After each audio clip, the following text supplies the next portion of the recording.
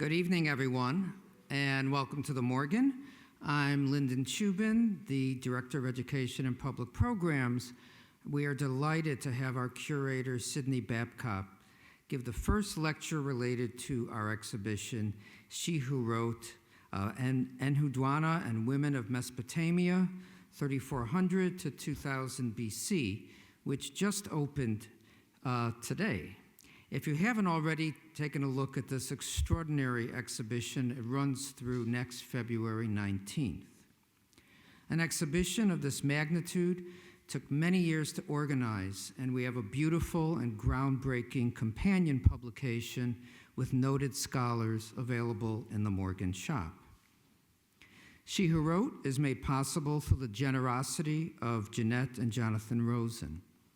Additional support is provided by an anonymous donor in memory of Dr. Edith Parada, the Andrew W. Mellon Research and Publications Fund, Becky and Tom Fruin, Lori and David Ying, and by a gift in memory of Max L. Elganian, with assistance from Lauren Belfer and Michael Marison and from an anonymous donor. We are offering a broad range of engaging related public programs, including lectures by writers Amanda Podani and Safas Hell, a concert featuring the world premiere of composer Clarice Jensen's new work based on the Exaltation of Inanna, exhibition tours, workshops, interactive family programs, and we also have a family guide in both print and digital versions. So please check out our website for information on all of our upcoming programs and exhibitions this fall-winter season. And if you're not already members of the Morgan, I encourage you to join and support our activities throughout the year. Sidney Babcock is the Jeannette and Jonathan Rosen Curator and Department Head of Ancient Western Seals and Tablets, and has been at the Morgan for over 25 years. He's renowned for his work interpreting these rare artifacts in both exhibitions, talks, and his writings throughout Europe and in the US. Prior to She Who Wrote, Sidney curated Noah's Beasts, sculpted animals from ancient Mesopotamia, and founding figures, copper sculpture from ancient Mesopotamia, among many others. Please join me in welcoming Sidney Babcock.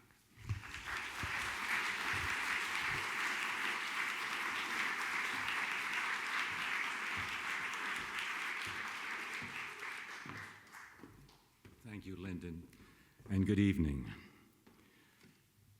The compiler of the tablets is Enheduanna, my Lord, that which has been created, there no one has created before. These are the concluding lines of the temple hymns of Enheduanna. With that, she steps forward, identifies herself, and becomes the first known author in history. And in her great hymn, The Exaltation of Inanna, featured in the exhibition upstairs, Enheduanna is the first one to write in the first person autobiographically. She reveals deep personal emotions, discusses the creative process, sexual harassment, and confesses her own limitations and awareness of her own humanity. The daughter of Sargon the Great, Enheduanna lived around 2285 to 2250 BC. Her father, Sargon, united the Akkadian northern and Sumerian southern Mesopotamia, creating the first known historic empire in history called the Akkadian Empire. Enheduanna then became the high priestess of the moon god Inanna at the ancient Sumerian city of Ur. It is remarkable that there is actually a surviving image of her preserved, shown here engraved on a stone disc, which I will discuss again shortly. This is her. She has erect posture, a full face, and wears this fillet or diadem around her head that she describes actually in the Exaltation as a symbol of her office as high priestess.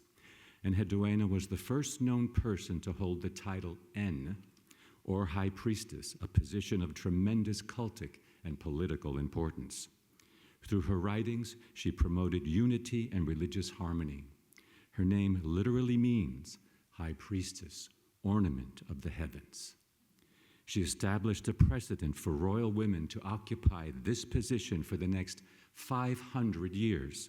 Moreover, her texts became part of the cycle of 10 texts taught in the scribal schools for hundreds of years. Let us briefly look at the map.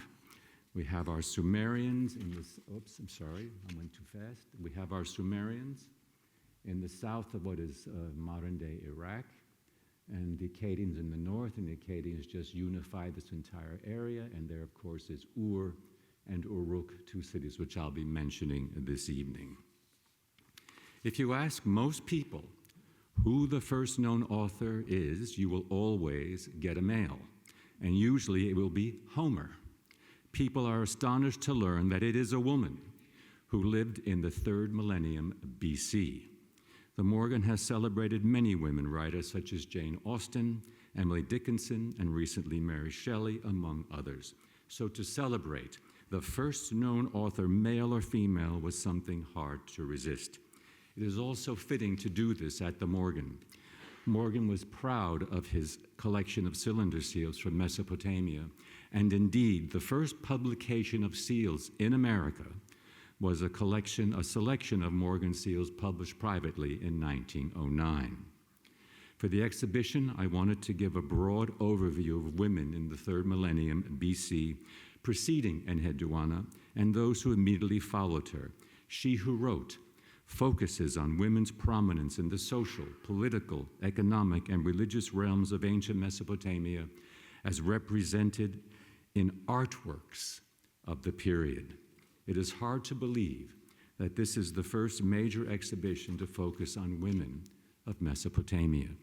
The exhibition was also a chance to re-examine the artworks representing women in the way they had been presented in the past and to now cast them in a more objective light. The exhibition will feature 2 sections. The first half of the exhibition is devoted to Sumerian women and the Sumerian queen of heaven, the goddess Inanna, who is represented by symbols that evoke her presence. Every culture and society throughout time has desired or needed to elevate or divinize in some manner the female principle and its essential creative and nourishing force. So, for the Sumerians. On this seal, the reed bundles, the seal is from the Morgan, on this seal, the reed bundles on either side that frame the scene at the left and the right are symbols and represent Inanna. The image mirrors the shape made by the cuneiform signs that make up her name as written in Sumerian. However, there is something more to the symbol. Here on a seal from the city of Uruk at the dawn of writing, the seal is at the left and a detailed impression at the right. The female figure at the right holds the reed bundle. Look how the reed bundle appears to be a simplified version of the female figure itself, with her hair paralleling the streamers of the bundle. This could be the face and the body and the hair, just a simplified version of a woman. So the reed bundles could be a stylized, simplified image of a woman that also mirrors the configuration of the name of Inanna in cuneiform. On the seal, the reed bundles frame a peaceful enclosure where the male and female animal representing the herd are nourished in the sanctuary of Inanna, an image indeed that prefigures the Garden of Eden. The most prominent figure of the Sumerian half of the exhibition is Queen Puabi of Ur. The University of Pennsylvania Museum of Archaeology and Anthropology has lent her magnificently jeweled attire, her gold headdress, and beaded cloak. Puabi's prominence at Ur makes her a predecessor of importance to Inanna in that city. The exhibition, while culminating with Enheduanna, begins in the late 4th millennium BC, just after the invention of writing, with the emerging temple cities of Sumer in southern Mesopotamia before the rise of the Akkadians in the north in the latter 3rd millennium BC.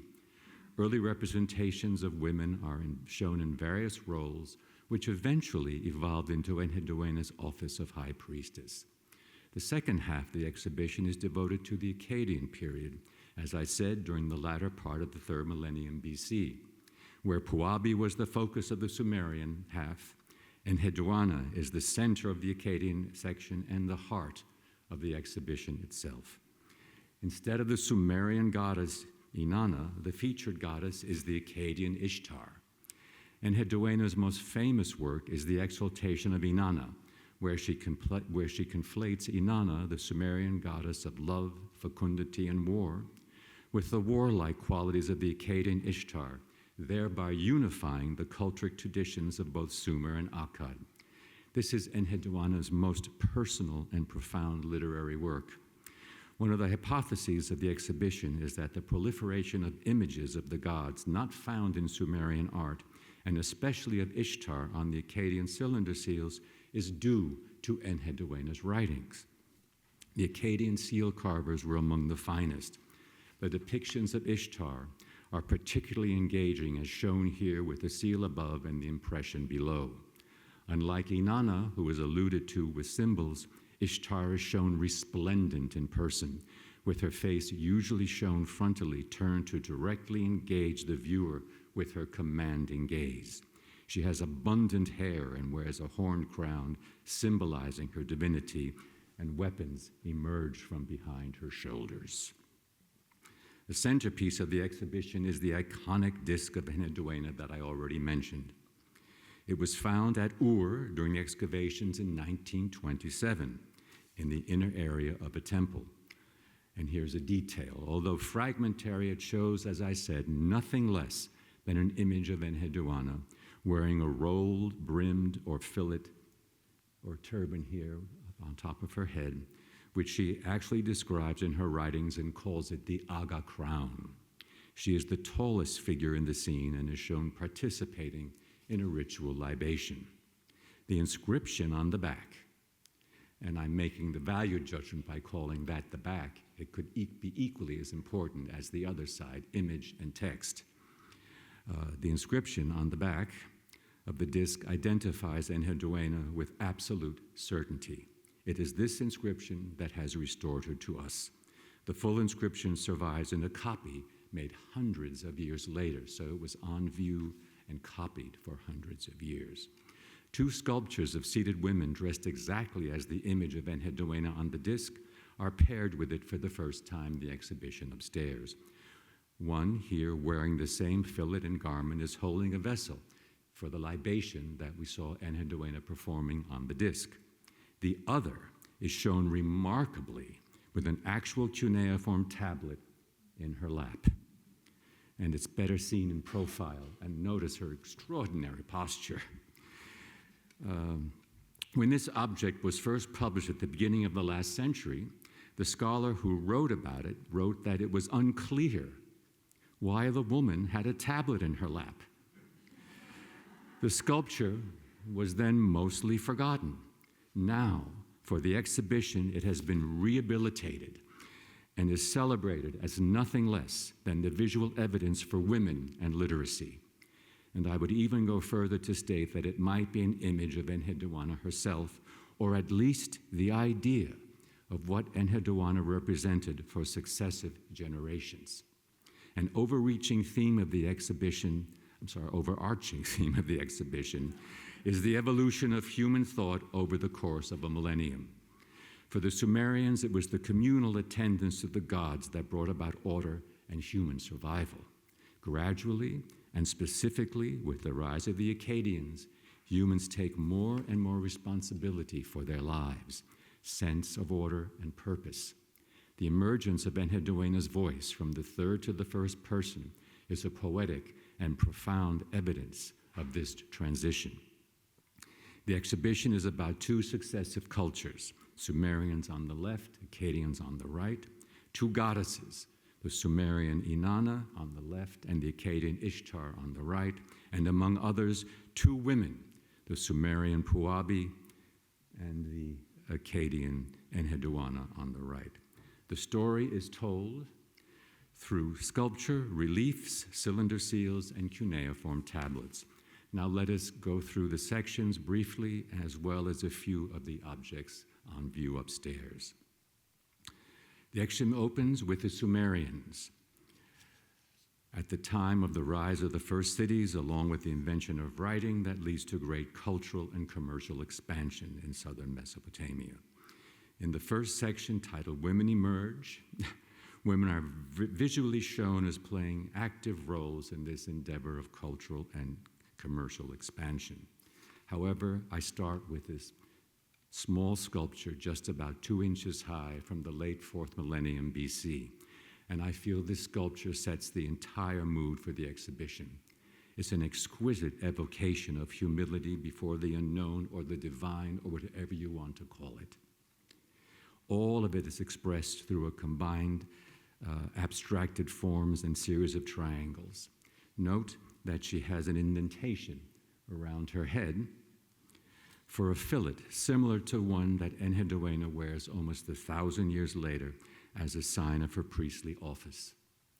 In this section, the objects date from around 3300 to 2900 BC and showing women at work, engaging in animal husbandry, weaving, and making pottery, among others, all essential parts of the economy. And then gradually, women become central figures in the cultic realm. Here's a woman seated on a platform before a temple, another more clearly temple with a woman on a platform seated here. Again, notice the fillet, or what signifies her priesthood. What is remarkable to me is that there are quantities of these stone seals, such as this one, which shows weavers at work.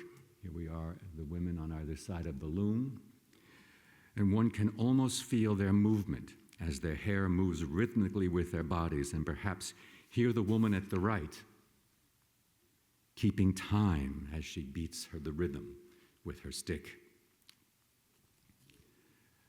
These seals commemorate women as an integral part of an economic and social entity.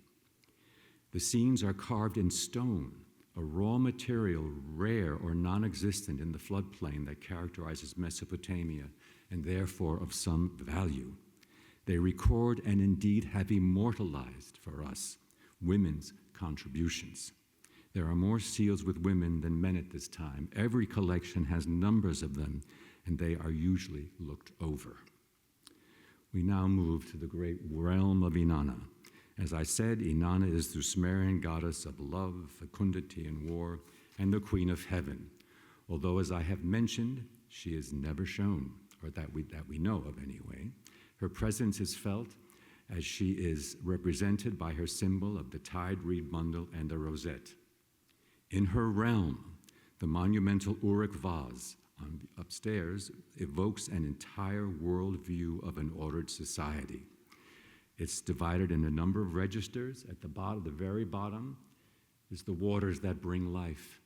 Next come the plants, the agriculture that the agricultural society is dependent upon, and then the animals, and then the offering bearers bringing the produce of the land up to the temple complex. And notice that all of these registers are reversed, as if the whole thing is constantly moving, going around and around and around in perpetuity. And at the very top, unfortunately, what's missing here is the ruler figure who is bringing all of these offerings to a temple.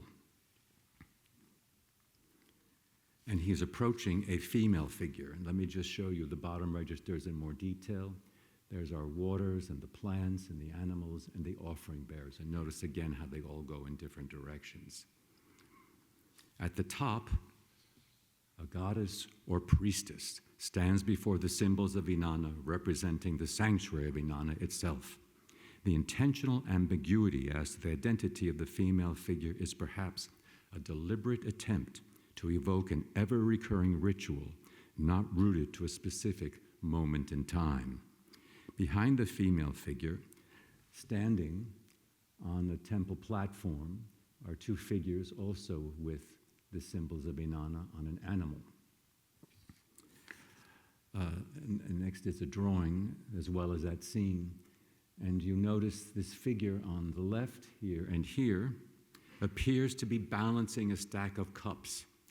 But in reality, what looks like cups is the configuration for the sign, cuneiform sign, meaning N, or rulership. Because the ruler is successfully caring for the land and therefore producing the products necessary for survival through a communal effort, he is being offered legitimacy to sustain his rule by the goddess. There are many scenes of animals under the protection of the goddess represented by her symbol alone, beautifully carved and modeled. There's a cylinder seal in the top and a relief fragment below, and they show the high quality of art in the rendering of the animals, and particularly the elegance of the horns and the modeling of the bodies. The most eloquent of all is a marble cylinder seal carved with a scene of great simplicity and immediacy of message. Again, the seal dates to around 3,300 to 2900 BC. The 4 pairs of sheep browsing on plants are the immediate subject of this seal. However, the plant is not a plant from the natural world. Its entwined, stylized branches end in rosettes, symbolic also of Inanna. Even though the goddess is not represented, her presence is evoked. The rhythm created by the repeating pairs of animals as they are nourished by the rosettes suggests the stability and permanence necessary for the fertility of the herd. The entwined branches and rosettes in low relief, decorating the unusual conoid top of the seal up here, that's in relief, emphasize the goddess herself as the source of the herd's abundant, sustaining nourishment. The sheep's heads with their floppy ears and rounded muzzles show a sense of naturalism that is characteristic of the finest art from the period as we have just seen on the seal and the relief plaque. The duplication of the pictorial elements serves to intensify the visual impact and meaning of the image. The plant symbolizes the perpetual regeneration of life. With linear and modeled forms neatly balanced, the beauty of the artist's vision of this fundamental concept, the necessary continuation of plant and animal life, as well as human life achieved through the powers of the divine, is materialized with great skill through a relatively simple iconographic scheme. The objects in the realm of Inanna evoke a realm characterized by peace, fertility, and order under the protection of the goddess, and conveyed through this wonderful sense of combined naturalism and abstract design elements. There are very few representations of actual goddesses in the Sumerian period. During this time, the images of deities begin to be formed, most likely to distinguish them from their human worshippers. This extraordinary image of a seated goddess foreshadows the images of Ishtar in the Akkadian period, with her frontality, horned crown, abundant 4 braids of hair in the horned crown, as well as these plant-like objects emerging from behind her shoulders. At this time, it is not certain who this goddess is. However, her image is compelling and commands our attention completely. Let's move on to the section, Individual Women. These sculptures of women from the mid-3rd millennium BC are mostly in individual cases in the center of the room. The group as a whole, dating to around 2700 to 2400 BC, exhibits a wide range of styles, again, combining these naturalistic forms with abstractions. Never before has such a group been assembled. Many of these sculptures are not shown in the round in their home institutions and cannot be fully appreciated as individual works of sculpture evoking portrait-like images. For example, this woman with her hands clasped before her, when shown in the round, reveals the mastery of the sculptor in the subtle carving of the body under the garment, as you can see here. And then this arm exposed, the difference between the 2 sides, and this wonderful, long, flowing sense of her hair. Crucial to the development of women in the sphere of performing religious rituals and wielding political influence is the section Women of Prominence. And it begins with the earliest inscription anywhere naming a woman, Kagir Gal, and dating to about 3000 BC. There is Kagir Gal, and her inscription is on this side. At its home institution, the side not showing the woman or her name is on view, as shown in this slide, part of the slide down below. Here, we are showing both sides. The woman is involved in a transaction, perhaps of land, and a male ruler figure presents her with an as yet unidentified object. The event involving a woman is being commemorated in stone. Another monument is an object known as the Stele of Ushumgal. It is a stone block carved on all four sides, and until recently, this is the side that was shown to the public, showing the figure of Ushumgal himself before a temple. But if you look at the side, you will see a female figure taller than any of the other figures, named as Shara Egishi Apsu. She is identified as the daughter of Ushumgal, and Ushumgal is performing a ritual to close a transferal of property on her behalf. The transaction is commemorated on the stone object with witnesses all identified, the herald and the people from the temple, and Shara Egishi Apsu has a female attendant. Shara Egishi Apsu is the main figure because she is emphasized by her larger scale, and the event is being acted for her benefit. In her honor, in the exhibition upstairs, we are naming it the Stele of Shara Egishi Apsu rather than for her father. Among the people named in the inscription is the sculptor Enhegal, making this the earliest known named artist anywhere. A wall plaque that was likely attached to a temple wall by means of a peg through the central hole, right here, shows a banquet scene with a woman at the left on equal footing with her male counterpart. And notice she's even given a footstool. Note also that the male figure sits on a stool with special circular decorations like that. We will soon see that again occupied by a woman. The entire scene is in registers, rendering an ordered world view in a structured narrative like the Uruk vase that we have just seen. You have the musicians down below, the produce coming, the drink and the food for the feast, and then our couple at the top. Another banquet scene on this beautiful lapis lazuli seal shows two gentlemen drinking through tubes, but the female figure seated here is shown larger, and she has an attendant. And what is really wonderful about this seal is that down below is an entire female band entertaining them. You can almost see them shuffling and clapping in rhythm. And then these two dwarfs holding up this lyre that is being played by a woman. And here is a woman playing a long flute reed-like instrument. And also in the exhibition is this beautiful shell inlay, also showing a woman playing the same instrument, and this wonderful coiffure on her head. And right here, hanging from her wrist, is actually a cylinder seal. The section culminates with Queen Puabi, who lived around 2500 BC. Her magnificent jeweled ensemble provides a visual focal point for the exhibition. And here is an excavation image of how this all was found. Her body was lying, here has been removed. This beaded cloak has been removed, but this is the headdress. As you see, they found it in the excavations.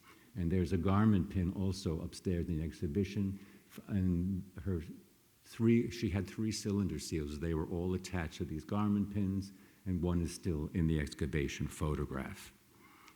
And here is one of those 3 cylinder seals. Beautiful piece of lapis lazuli. And here, of course, is Puabi at the top herself. Now, she is seated on the stool that has the 2 circles or 2 spherical ornaments, and he is not. And they both have 2 attendants, but look how tenderly this one is touching the queen's back. And here is the inscription, and I'll talk about that right now. The inscription names her and her alone, without any reference to a brother, a husband, a king, or a god. She is a person in her own right. And it is this inscription that gives us her name and title of Nin, meaning great lady or queen. In the exhibition, the seal is joined with another of her seals, and these two seals have not been shown together for decades. It is a rich lapis lazuli seal and depicts only women in both registers. So you have Puabi up here, and then she's being entertained with music and food and drink. And again, the beauty of the lapis lazuli is really quite extraordinary. As I mentioned, in the upper register, there's a prominent woman on the left, and even though there is no inscription, that seated figure is clearly Puabi. A striking detail, first noticed here at the Morgan when we lit the seal impression for imaging purposes, and that's a detail, we discovered that Puabi is the only figure with a delineated mouth, right there.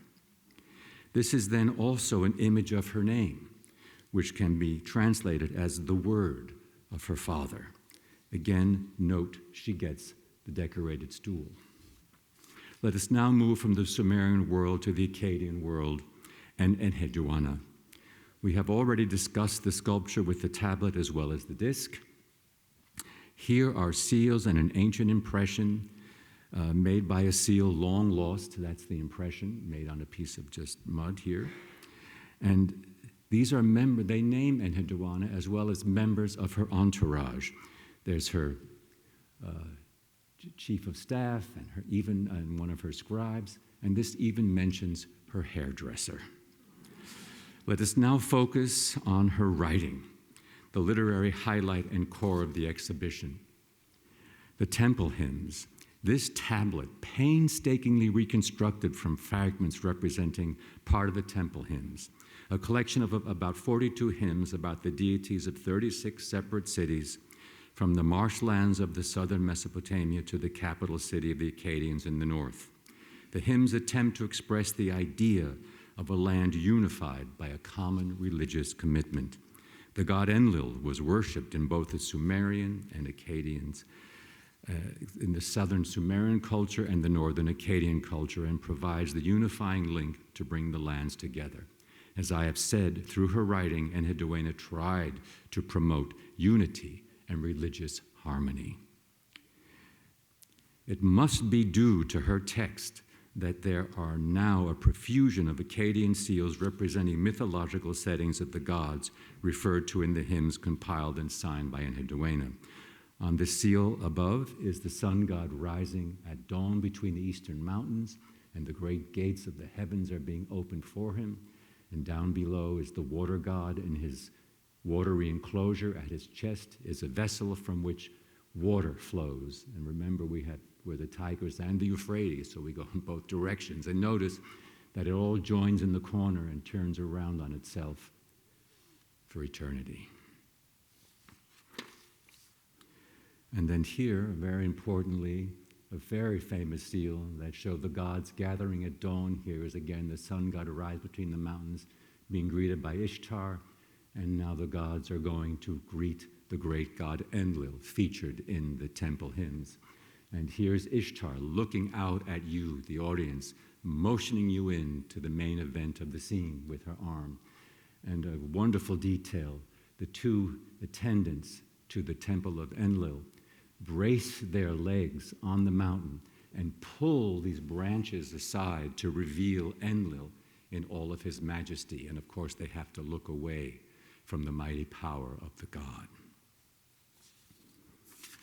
Now we move to the great Exaltation of Inanna.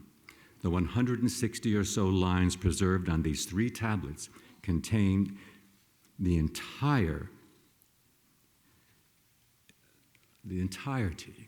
of Enheduanna's most famous work, the Exaltation of Inanna, where, as I have mentioned, Enheduanna conflates Inanna, the Sumerian goddess of love and fecundity and war, with the warlike qualities of the Akkadian Ishtar in another attempt to unify the cultic traditions of both Sumer and Akkad. Since Enheduanna is writing in Sumerian rather than in Akkadian, the goddess is named Inanna. However, she is given all the warrior aspects of the Akkadian Ishtar, the patron deity of the Akkadians, arguably her most important work. As I mentioned, she writes autobiographically, for the first time in history. She writes about her inadequacies and her banishment from her temple compound at Ur by a usurper, about her physical abuse by the usurper, implying even sexual violation. Her features that once gave pleasure are now dust. She is forced to walk among the brambles. She is stripped of her ornaments and given a dagger in order to commit suicide. She implores the moon god for aid, but it is Inanna who restores her, and all is reconciled, and Inanna is triumphantly exalted at the end. In the first 60 lines, Enheduanna praises Inanna, and then, at line 62, for the first time in literature, the writer uses the first person singular and steps forward. Quote, "Omniscient sage, lady of all lands, sustenance of multitudes, I have verily recited your sacred song, true goddess. Fit for the divine essences, it is exalting to acclaim you, merciful one, brilliantly righteous woman. I have verily recited your glories to you. Verily, I have entered the holy place at your behest. I, the high priestess, I, Enheduanna." End of quote. What happens later, just to give you a brief excerpt of what happens later, or a taste of what happens later, here's a brief excerpt about her banishment and peril. Quote, "They approach the light of day. The light is obscured about me. The shadows approach the light of day. It is covered with a sandstorm. My mellifluous mouth is cast into confusion. My choicest features are turned to dust. Let me, Enheduanna, recite a prayer. Let me give free vent to my tears like sweet milk for the holy Inanna. In the place of sustenance, what am I? Even I." End of quote. And with that, we move to the third and final hymn featured in the exhibition, Inanna and Ebih, in which the goddess destroys the mountain range Ebih for not fearing her. In the exhibition, for the first time, images on cylinder seals have been identified as illustrations for this text. These are actually the first illustrations for any text in the history of world literature. 3 seals have been put together to illustrate this hymn. Here, Inanna wields her blade to kill the mountain god. There she stands, there's her dagger. The god's neck is being pulled back, and she's about to do him in as he sits on a mountain. This seal has been described as the sun god emerging at dawn, greeted by Inanna. Not so. Now the interpretation of the scene is the actual destruction of the mountain at the command of Ishtar, with the god Ebih being crushed as he makes a futile attempt to flee as it all comes crashing down on top of him. And here he is trying to flee, and there she is pushing the mountain down on top of him. And a third seal, Ishtar is seated on the rubble of the mountain, with the god crushed, defeated below. Here she is, it's a little worn, but you can see it clearer on the seal. There's the mountain she's seated, and there's his head sticking out with his arm up like this. And if you look carefully, you can see one foot there and the other foot there, so he's completely crushed by her. With that, we move to a section devoted to the empire of Ishtar and images of Ishtar, the patron deity of the Akkadians. Here, as we've seen already, the mighty Ishtar at the right with her abundant hair, frontality, crown, and weapons, restraining a lion, her symbolic animal. Depictions of Ishtar convey a completely different ideology than the scenes of animals under the protection of Inanna. If Enheduanna's writing was intended to unify, the use of the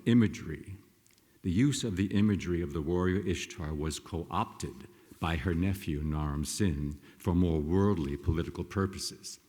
Following Sargon's death in 2279 BC, Sargon's 2 sons ruled briefly before the throne was inherited by his grandson Naram-Sin in 2261 BC.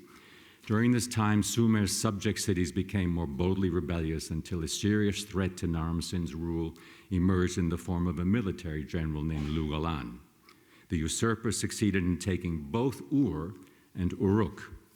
The essential role of Inanna Ishtar in the success of Naram Sin suppressing what later periods referred to as the Great Rebellion, and in the restoration of Akkadian rule is made emphatically clear by a contemporary inscription which reads as follows, quote, Naram Sin, the mighty god of Agad, when the four quarters together revolted against him, through the love which the goddess Ishtar showed him, he was victorious in 9 battles in 1 year, and the kings whom they, the rebels, had raised against him, he captured. In view of the fact that he protected the foundations of his city from danger, his city requested from Ishtar that Naram Sin be the god of their city, and they built within Agade a temple to him, end of quote.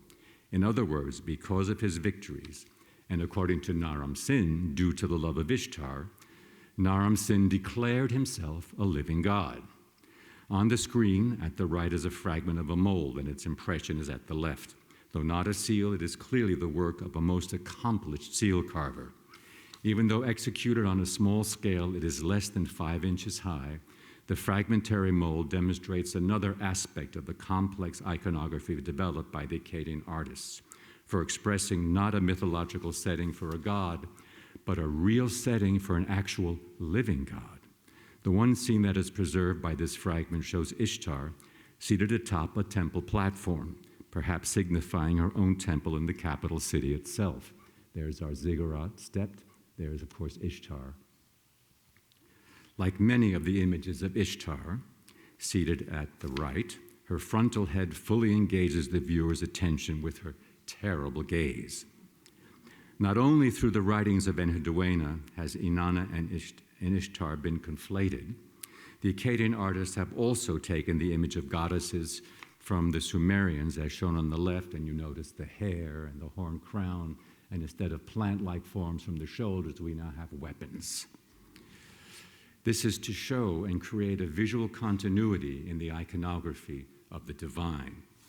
The man seated opposite Ishtar on the left is Naram Sin and Enheduanna's nephew.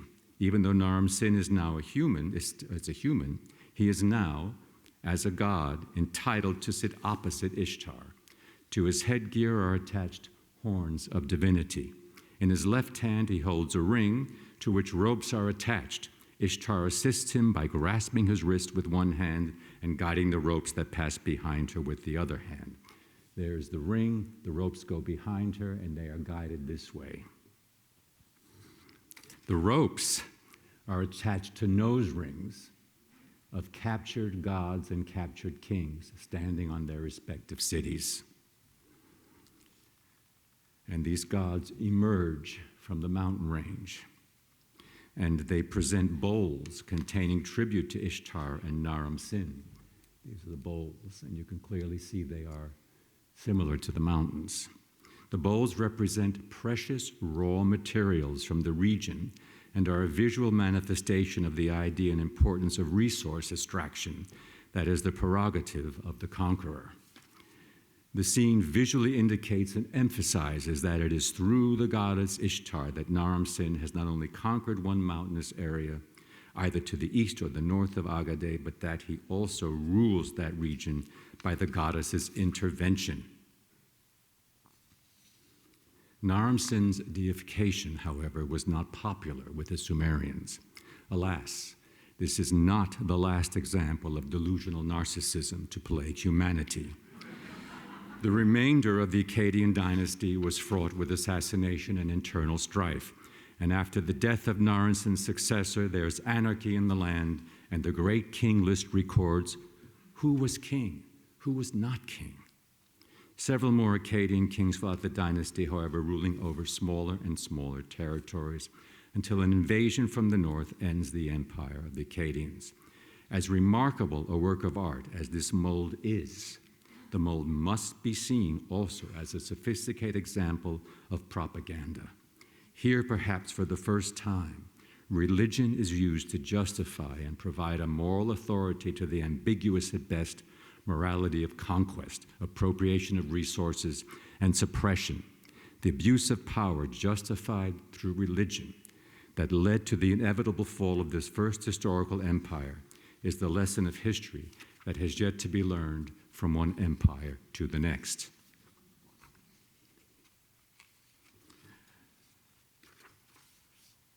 Clearly, things have changed since the Uruk Vaz, where the ruler approaches the temple with offerings to receive the bestowal of his legitimacy. Now it is the individual Naram Sin boldly asserting his legitimacy. Before I conclude, let us leave the male ruler behind and return to the world of women and the exhibition, to a section devoted to motherhood, where a seal shows an actual scene of childbirth. Here is our woman seated lying on a couch, and we have a midwife right at her feet. A feature not noticed before is profound. Rarely are seals divided in two registers. Here, the upper register shows a hero protecting two domesticated animals from these attacking lions on either side. The subject represents the struggle to bring order and protection represented by the male hero to the world against the chaos of nature represented by the attacking lions. If you will notice, the midwife is placed directly below the hero of the contesting scene above, establishing a visual parallel or equivalence to their essential roles, male and female. Carved on this rich red carnelian with remains of gold caps at either end is a rare but beautiful scene of a mother and child here with attendants. It's featured. It's one of the friezes around the room upstairs. The section also features the seal of a wet nurse, showing a woman here with an attendant behind, being led by a goddess into the presence of a seated goddess. The inscription identifies the woman as Daguna and her profession as wet nurse. It also mentions her mother. For some reason, some scholars have identified the main figure as the mother and the secondary figure as the wet nurse. However, in most seals of the period, with male figures presented to gods, the inscription usually names the male figure's father, and there is never a doubt that the main figure is the male figure. This must also be the case here, and we are describing it as so. Daguna chooses to name her mother rather than her father. The seal contains all female figures, human and divine. The goddess happens to be Ninhursag, the wet nurse for the gods. The seal is of the finest quality and purest lapis lazuli, which attests to the importance of our wet nurse in society. And then the final section is devoted to women who came after Enheduanna. This section features some of the most beautifully sculpted images of women from the end of the 3rd millennium BC, shown together for the first time. And this wonderful head with its original eyes still intact, made of lapis lazuli and calcite. After the dissolution of the Akkadian Empire, the Sumerian cities in the south reasserted themselves. However, in perhaps the first example of poetic justice, it is Enheduanna, a woman, who had a lasting impact on those that followed. As I mentioned at the beginning, Enheduanna's texts formed part of the 10 works of the curriculum in the scribal schools for centuries, and the role of priestess lasted also for centuries as well. Let me close by giving the last word to Enheduanna. In a unique passage in all of Mesopotamian literature, Enheduanna describes a creative process of writing the hymn as the pangs of labor and giving birth to the poem. Quote, "The nuptial chamber awaits you, Inanna. Let your heart be appeased with, 'It is enough for me. It is too much for me. I have given birth, O exalted lady, to this song for you. That which I recited to you at midnight, may the singer repeat to you at noon.'" Here on a worn cylinder seal is an image of just that. We have a musician playing a lyre, a singer, and there is the goddess listening to the hymn being presented for her. It has been the great experience of my career to be able to present this exhibition at the Morgan, and to have the opportunity to work with a remarkable group of young scholars in the process. These students were in a seminar Clum University taught by Zeynep Bahrani, the scholar who has led the field for decades. Here we all are in those pre-pandemic days when this exhibition was first conceived. These students presented their incisive ideas, and many of which are incorporated in the catalog and labels. One of the students, now a PhD, Erhan Tamur, became co-curator of the exhibition, and it would not have happened without him. The others from left to right are Magdalene Dajani, Giovanni Lopisetto, Ana Alvarez Guzman, there's Erhan Tamur, me, Zeynep Bahrani, Kutai Shen, Laila Jabahebi Sachi, and Jairan Jahani. And Elizabeth Clancy is not there because she's taking the picture. They are the voices of the future, and I thank them and I salute them here this evening. I'm grateful for your attention this evening, and I hope you enjoy the exhibition. Thank you so much.